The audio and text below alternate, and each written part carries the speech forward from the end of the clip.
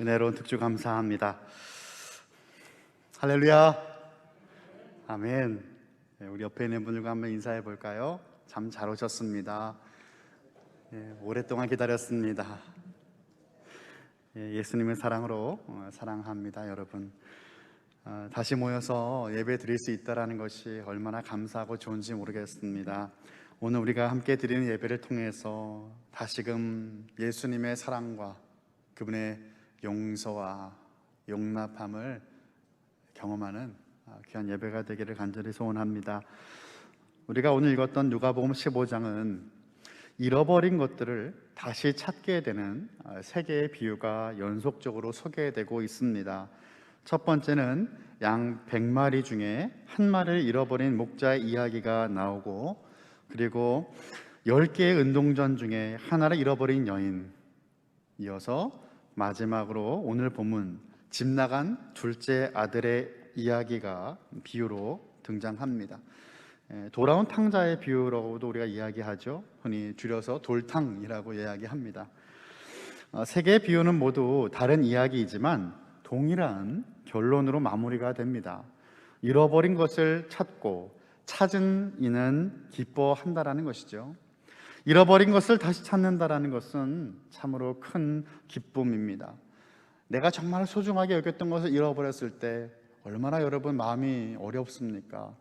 온통 머릿속에 그 생각뿐이잖아요. 그런데 그 물건을, 그것을 다시 찾았을 때의 기쁨은 말로 다 표현하지 못할 것입니다. 몇 년 전에 읽은 신문 기사였습니다. 신문 기사의 제목이 이랬어요. 940만 원 든 돈 봉투 주인 찾아준 창원 환경미화원이라는 제목의 기사였습니다. 창원시에서 근무하던 어느 환경미화원 분이 낮 2시 30분경에 은행 사거리를 청소하다가 길 위에서 5만 원짜리 지폐를 발견하였습니다. 그런데 그것이 끝이 아니고 주위를 보니까 5만 원 지폐 몇 장이 더 떨어져 있는 겁니다. 그리고 차들이 밟고 지나간 것처럼 보여지는 봉투를 발견하였어요. 길에서 주운 돈과 봉투의 수표를 모두 세어보니까 940만 원이었습니다. 바로 인근 파출소로 갔습니다. 길에 떨어진 이 940만 원의 주인을 찾아달라고 모든 돈을 맡겼어요. 경찰은 수표 발행인을 조회하였고, 같은 동네에 사는 75세 박모 씨가 주인이라는 것을 알게 되었다고 합니다. 박모 씨는 돈을 잃어버리자마자 이미 신고를 한 상태였다고 합니다. 결국 940만 원은 원래 주인 박 씨 할아버지에게 돌아가게 된 것이죠. 환경미화원분이 인터뷰를 이렇게 하였어요. 이 인터뷰가 저에게는 참 많은 생각을 하게 하고 참 마음이 따뜻해지게 하였는데, 봉투를 손에 든 순간 이 큰 돈을 잃어버린 사람은 얼마나 애타게 찾을까라고 생각했습니다. 주인이 돈을 잃고 안타까워할 것을 생각하니 무조건 찾아줘야 한다는 생각뿐이었습니다. 돈 봉투를 다시 찾았을 때 얼마나 기뻤을까요? 잃어버린 물건을 다시 찾았을 때는 이처럼 큰 기쁨이 따르는 것입니다. 오늘 말씀은 우리가 참 익숙하고 친숙하게 알고 있는 말씀이지요. 그런데 익숙한 말씀이 내가 알고 있다고 생각하기 때문에 오히려 더 깊은 묵상을 하지 못하게 하는 방해 요소가 될 때가 있어요. 익숙한 이 비유를 통해서 과연 주님은 오늘 이 시간 우리에게 어떠한 말씀을 하시는지, 이 말씀을 통하여 우리의 삶의 회개와 또한 회복이 임하는 귀한 시간 되기를 간절히 축원합니다. 11절을 보니까 어떤 사람에게 두 아들이 있다라고 말씀하십니다. 문제가 되는 것은 이 두 아들 중 둘째 아들이지요. 오늘 이 이야기에서 둘째 아들이 경험하게 되는 그 일들을 세 개의 단어로 살펴보고자 합니다. 다 R로 시작되는 단어인데요. Rebellion, Repentance, 그리고 Rejoicing, 이 세 가지의 단어로 한번 여러분과 말씀을 살펴보기 원합니다. 첫 번째, Rebellion입니다. 이 Rebellion이라는 뜻이 무엇인가? 범죄함 또는 이것은 반역하다라고 하는 의미이지요. 하루는 둘째가 아버지에게 이렇게 이야기하는 겁니다. 12절이에요.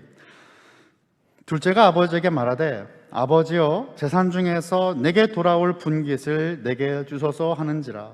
아버지가 그 살림을 각각 나누어 주었더니, 여러분 아버지가 건강하게 살아 계신데 아버지가 돌아가시고 나서 받게 될 유산을 미리 달라라고 요청을 하고 있습니다. 물론 당시에도요, 아버지가 살아 계실 때 유산을 자녀들에게 미리 나눠줄 수 있었습니다. 피치 못할 사정이 있어서 아버지에게나 아들에게 어떤 이야기가 일들이 있어서 자발적으로 아버지가 유산을 미리 나눠주는 경우가 있었어요. 그런데 오늘 이야기는 여러분 그렇지 않지 않습니까? 둘째 아들은 유산을 달라라고 먼저 이야기하고 있습니다. 아버지의 권위에 도전하는 것이에요. 당신을 이제 죽은 사람으로 알겠다라고 하는 배은망덕한 모습입니다. 하지만 아버지는 모든 것을 다 알면서도 이 아들의 청을 들어주었어요. 여기에서 우리가 주목해야 될 것은 아버지는 두 아들에게 모두 살림을 각각 나누어 주었다라는 사실입니다. 12절 후반부를 보니까 이렇게 말씀하고 있죠. 아버지가 그 살림을 각각 나누어 주었더니, 둘째에게만이 아니라 첫째에게도 유산을 함께 나누어 주었다라는 것이죠. 고대 사회에 있어서 장자권은 참으로 중요했는데 장자는 다른 자녀들보다 유산을 2배로 받았습니다. 그러니까 아들이 2명이니까 아버지의 재산을 3등분을 하고 3분의 2는 형이 갖고 나머지 3분의 1은 동생이 받게 된 것이죠. 동생은 유산을 받자마자 며칠이 안 돼서 모든 것을 들고 나갈 수 있는 현금화하여서 먼 나라로 떠나버렸어요. 여기서 먼 나라라는 것은 정말 멀리 간 것도 되겠지만 물리적인 거리만을 뜻하지 않습니다. 둘째는 아버지와 형으로부터 떨어져서 자유를 누리고 싶은 것입니다. 우리 모두의 마음속에는요, 이처럼 먼 나라들이 존재하는 것 같습니다. 마음의 스위치를 두고 교회 모드, 세상 모드로 나누어서 우리가 살아갈 때가 있지 않습니까? 학교와 직장, 세상에서는 주님의 스위치는 잠깐 꺼둡니다. 그리고 교회 사람들을 만나고 교회에 올 때는 다시 그 스위치를 켜는 거예요. 나의 자유를 위하여 하나님을 피하고 있는 분들이 혹시라도 이 자리에 계시다면 이제부터 시작되는 둘째 아들의 이야기는 남의 이야기가 아닌 겁니다. 먼 나라로 간 둘째 아들은 자신의 정욕과 쾌락을 위해 갖고 있던 모든 것을 탕진해 버리고 말아요. 먼 나라에서의 삶은 탕자가 상상하고 기대했던 그런 삶이 아니었습니다. 특별히 이 장면은 하나님 아버지를 떠난 이들이 어떤 결과를 맞이하게 되는지를 우리들에게 보여주기 위해 예수님 특별하게 준비하신 그림이에요. 죄는 하나님을 거부하고 등지는 것이에요. 하나님의 뜻을 따르지 않는 것입니다. 죄는 그 순간은 달콤하고 아주 좋아 보이는 것처럼 유혹하지만, 자유를 주겠다라고 하는 약속을 주는 것 같아 보이지만 죄는 우리를 자유가 아닌 죄의 종노릇 합니다. 신학교의 교수이며 목회자였던 워렌 위얼스비라는 목사님이 이런 말을 하였어요. When God is left out of our lives, enjoyment becomes enslavement 이라는 말을 하였어요. 무슨 의미인가? 하나님이 우리의 삶에 안 계시면 기쁨은 종됨으로 바뀔 것입니다 라는 말을 하였어요. 우리의 삶 가운데 하나님이 안 계시다면 우리의 삶에 있었던 모든 기쁨들은 종됨으로 바뀔 거예요. 그 종은 죄의 종됨입니다. 하나님을 떠나면 더 자유로울 것처럼 보였지만 기쁨이 오히려 종이 되었다라는 것이죠. 죄는 성공을 약속하듯 달콤하게 속삭입니다. 하지만 결국 실패를 경험하게 되는 것이에요. 생명을 약속하는 것처럼 보여지지만 로마서 6장 23절의 말씀처럼 죄의 삭은 사망, 죽음이에요. 모든 돈은 사라져 버렸습니다. 하필 그때에 그 나라에 흉년이 들었어요. 먹을 음식을 구하기도 어려웠습니다. 둘째 아들은 궁핍하게 되었죠. 여기서 그가 경험한 두 번째 R, 바로 repentance, 회개입니다. 두 번째, 그는 회개를 경험합니다. 모든 돈을 다 잃고 먼 나라는 흉년이 들었어 음식을 얻어 먹고 살 수도 없는 상황이 되어버렸어요. 그래서 그는 일을 하기로 결심을 하죠. 한때 잘 나가던 부잣집 도련님을 써주는 그러한 일자리 여러분 찾을 수가 없어요. 일을 잘하는 사람도 흉년이 되면 일자리 구하는 게 어려운데 철없는 탕자가 일자리를 구하는 것은 참으로 어렵습니다. 결국 둘째 아들이 구한 직업은 다른 사람의 돼지를 치는 일이었습니다. 탕자도 유대인일 텐데 유대인들에게 돼지는 어떤 존재입니까? 거룩하지 않은 동물이고 음식이었어요. 그래서 당연히 유대인들은 멀리하는 동물이 돼지였습니다. 근데 얼마나 그가 궁핍했다면 돼지를 돌보는 일이라도 한 것이에요. 배가 고파서 돼지의 사료로 쓰였던 주염 열매라도 먹으려고 하는데 그 돼지 사료도 그에게 주는 사람이 없습니다. 너무 배가 고프죠? 여러분, 배가 고프면 서럽습니다. 서러움에 눈물을 흘리면서 자신의 과거를 후회하고 뉘우치는 것이죠. 17절부터 19절을 보면 둘째 아들은 이렇게 혼자 스스로 이야기해요. 연극용어로 독백이라고 하죠. 제가 읽어보겠습니다. 이에 스스로 돌이켜 이르되 내 아버지에게는 양식이 풍족한 품꾼이 얼마나 많은가. 나는 여기서 줄여 죽는구나. 내가 일어나 아버지께 가서 이르기를 아버지, 내가 하늘과 아버지께 죄를 지었사오니 지금부터는 아버지 아들이라 일컬음을 감당하지 못하겠나이다. 나를 품꾼의 하나로 보소서 하리라 하고. 17절에서요, 이에 스스로 돌이켜라고 말씀하고 있어요. 이제는 제정신이 들어서라고 하는 의미가 되겠죠. 헬라어로 보면 자기 자신에게 돌아가다라고 하는 의미의 단어가 쓰였습니다. 정신 차렸다라는 말입니다. 마음을 돌이켰습니다. 원래 있어야 될 곳으로 돌아온 거예요. 여러분, 돌이켰다라고 하는 말은요, 원래의 장소가 있다라는 의미가 됩니다. 둘째 아들은 마음으로부터 회개를 하였어요. 마음으로 회개하려면 나의 죄를 깨달아야 되는 것입니다. 나의 죄가 보이는 것입니다. 여러분, 교만한 사람들의 공통점은 나는 괜찮다라고 생각을 합니다. 다른 사람의 부족함과 죄는 들추고 정죄하면서 정작 자신의 죄는 보지 못하는 것이에요. 죄 속에 있다 보니까 나의 죄가 당연히 보이지 않아요. 하지만 빛이 임하게 되면 어둠의 죄는 더욱더 분명하게 선명하게 보이게 되는 것이죠. 무엇이 둘째 아들의 눈을 열게 하였습니까? 하나님께서 탕자의 눈을 열기 위하여 흉년과 궁핍함이라는 환경을 사용하셨습니다. 돈 많고 잘 나갈 때, 건강할 때 나 연약함과 죄는 보이지 않았습니다.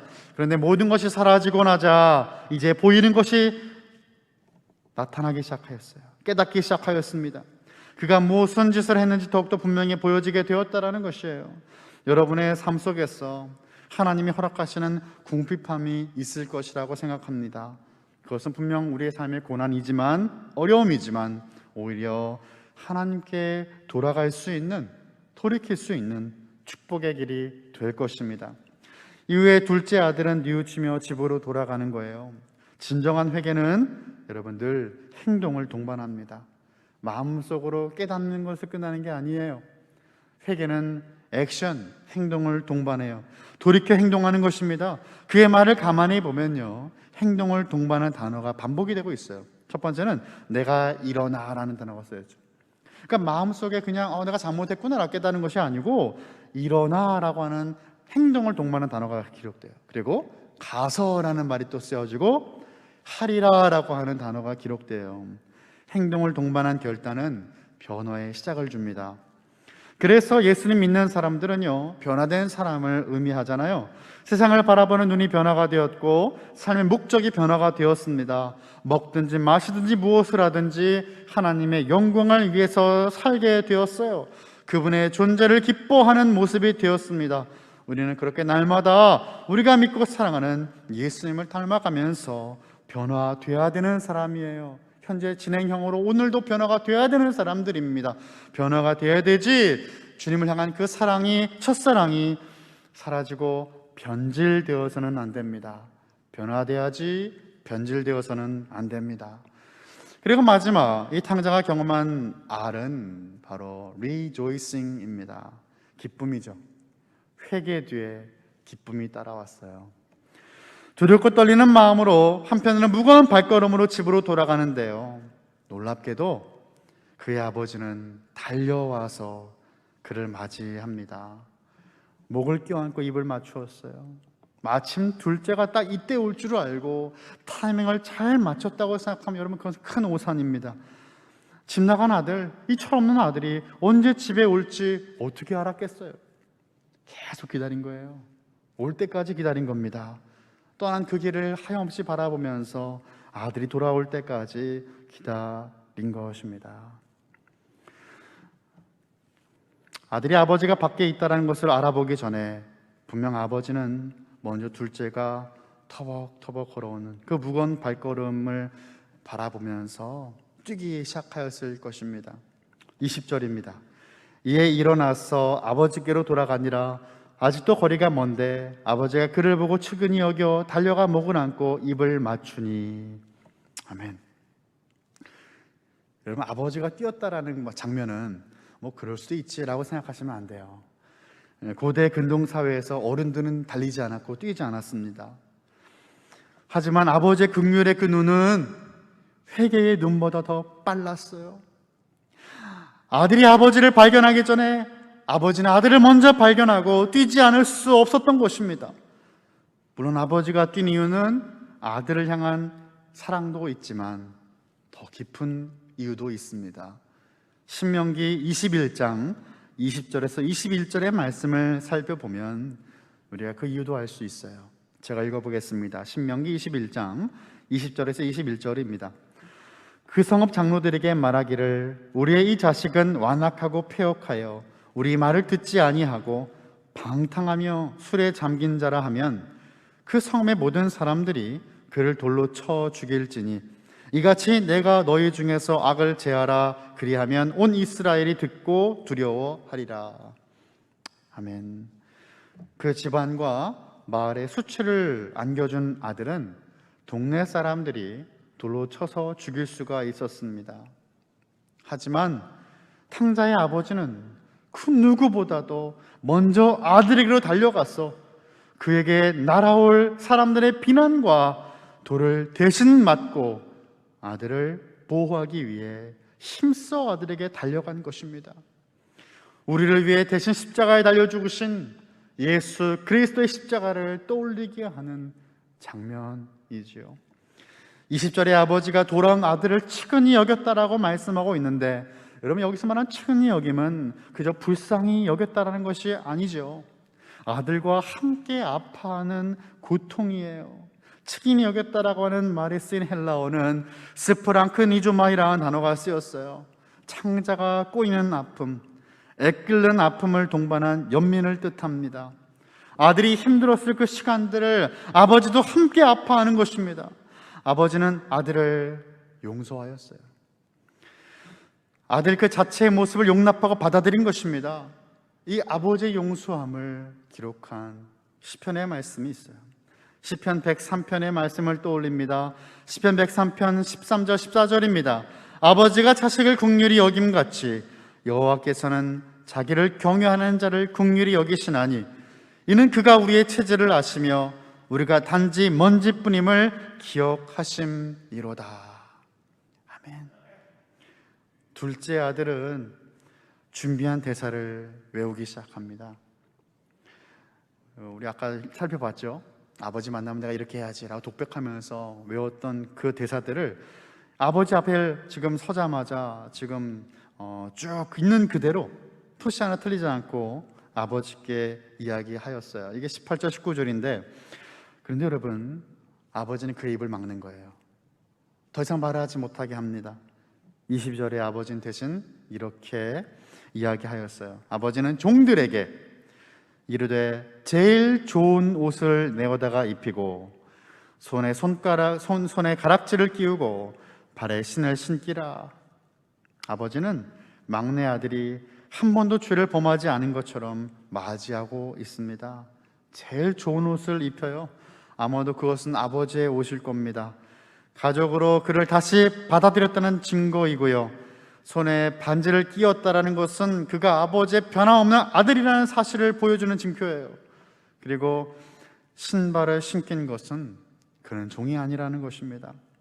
종은 신을 신지 못해요.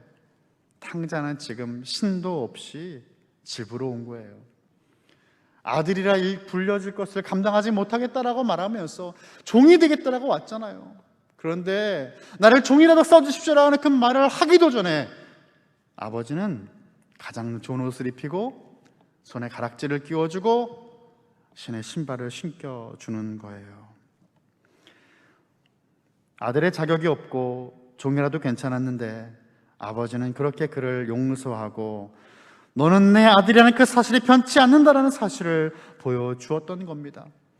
아들이 죽었다가 살아났다라고 아버지는 기뻐하고 즐거워합니다. 잃어버린 940만 원을 찾아 기뻐했던 박모 씨와는 비교할 수 없는 기쁨이에요. 죽은 아들이 살아서 돌아왔습니다. 그 기쁨을 무엇으로 비교할 수 있을까요? 살찐 송아지를 잡고 동네 사람들을 초대하여 잔치를 벌여요. 여러분, 이것은 당연한 일 아니겠어요? 잔치를 벌여도 며칠 동안 해도 그 기쁨을 다 표현하지 못하겠죠. 그런데 바로 이때 마음이 심히 불편한 인물이 등장합니다. 이막이 되는 거예요. 큰아들이죠.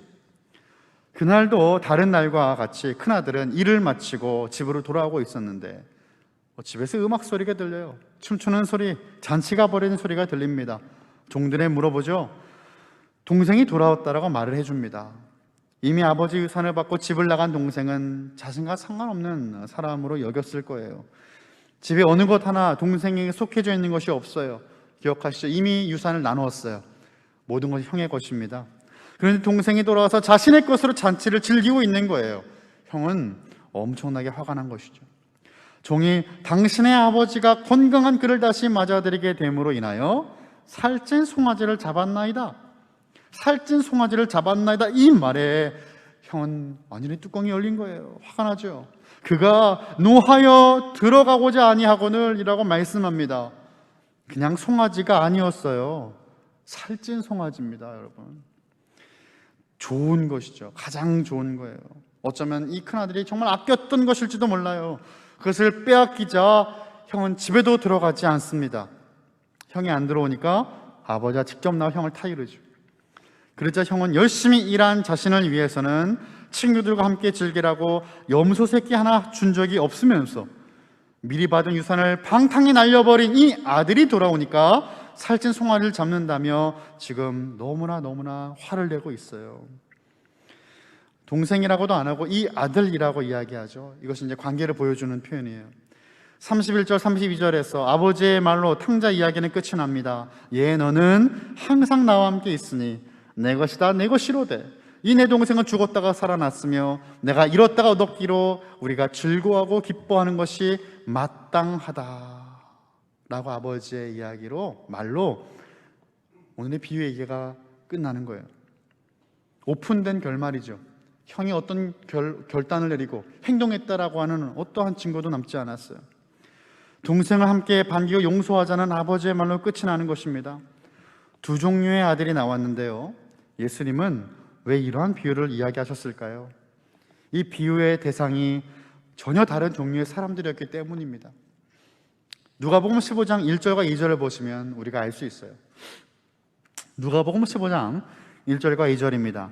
모든 세리와 죄인들이 말씀을 들으러 가까이 나아오니 바리새인과 서기관들이 수군거려 이르되 이 사람이 죄인을 영접하고 음식을 같이 먹는다 하더라. 아멘. 한 부류는 세리들과 죄인들입니다. 비유가 등장하는 집 나간 둘째 아들 같은 사람들이죠. 그리고 또 다른 부류는 바로 그들에게 손가락질하고 있는 바리새인과 서기관들이었어요. 이들은 집은 나가지 않았지만 동생에게 손가락질하며 용서하지 못하는 첫째 아들의 모습이죠.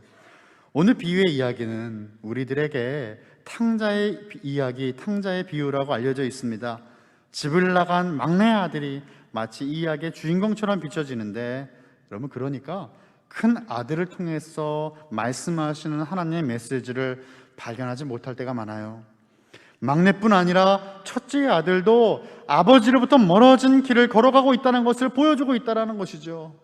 집에서 아버지들 함께 했지만 첫째 아들은 아버지의 마음을 전혀 헤아리지 못하고 있어요. 아버지와 물리적인 거리는 가까웠지만 마음은 멀어진 것입니다. 아버지는 돌아온 둘째 아들을 이미 용서했지만 첫째는 동생을 용서하지 못하고 받아들일 마음이 전혀 없어요. 왜입니까? 아버지가 무엇을 원하는지 관심이 없었고 그의 관심은 재물이었기 때문이죠. 살찐 송아지였습니다. 둘째나 첫째나 모두 아버지에게 돌아와야 되는 상황인 것입니다. 둘째가 정말 잃어버린 것은 방탕에 쓴 재물이 아니었어요. 둘째가 잃어버렸던 것은 아버지의 관계죠.